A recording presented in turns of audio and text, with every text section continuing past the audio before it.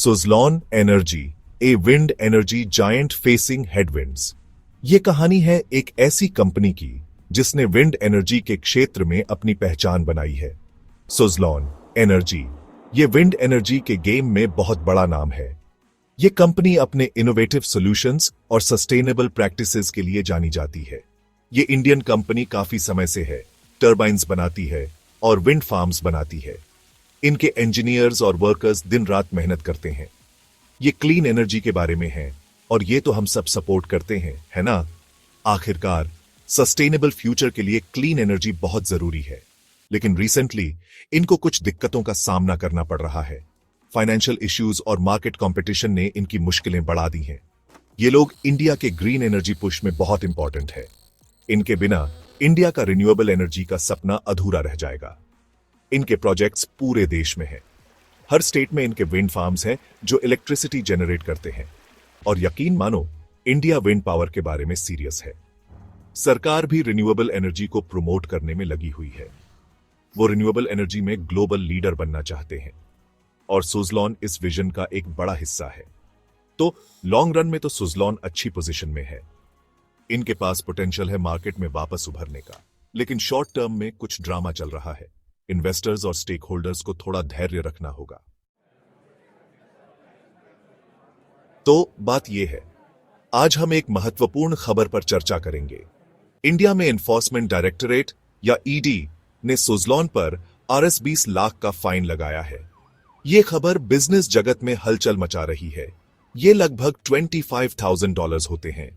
यह रकम सुनने में छोटी लग सकती है, लेकिन इसके इंप्लीकेशंस बड़े हैं। अब आप सोच रहे होंगे, जिम, सुज़लॉन जैसी कंपनी के लिए तो यह बहुत ही छोटी अमाउंट है, और आप सही होंगे। लेकिन इस छोटे फाइन के पीछे की कहानी बड़ी है।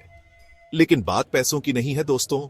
यह फाइन एक संकेत है कि कुछ गड़बड़ है। यह फाइन बहुत पुराने कस्टम्स ड्यूटी इश्यूज के बारे में है।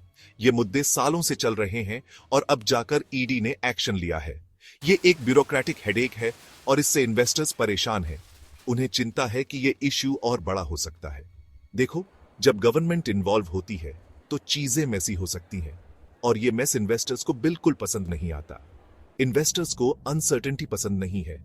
उन्हें स्टेबिलिटी और प्रिडिक्टेबिलिटी चाहिए। वो क्लीन बुक्स और स्मूथ सेलिंग चाहते हैं। कोई भी डिसरप्शन उनके लिए चिंता का कारण बनता है। ये ईडी का नोटिस सब बिगाड़ देता है। इससे बिजनेस ऑपरेशंस में रुकावट आती है और इन्वेस्टर्स का ट्रस्ट कम होता है। तो स्टॉक के लिए इसका क्या मतलब है?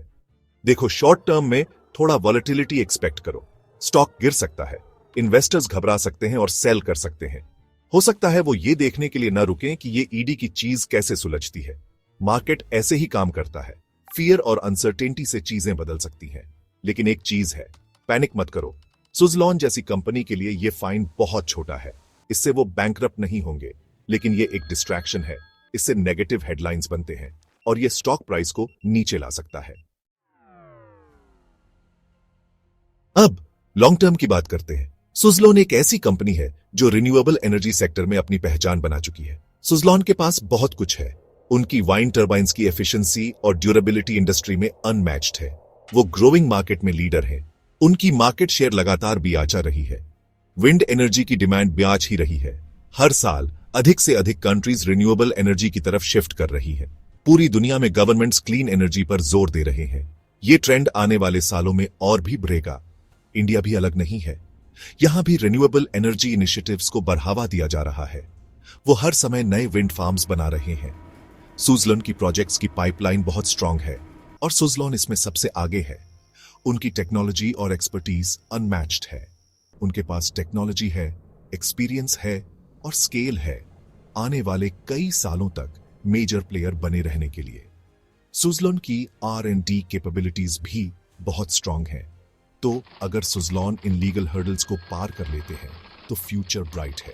उनकी ग्रोथ पोटेंशियल बहुत हाई है। ये ईडी का फाइन एक छोटी सी बाधा है। ये गेम चेंजर नहीं है। सुज़लॉन की लॉन्ग टर्म स्ट्रेटजी पर इसका कोई मेजर इंपैक्ट नहीं होगा। इस पर नजर रखो दोस्तों। सुज़लॉन की स्टॉक परफॉर्मेंस क्लोजली मॉनिटर करो।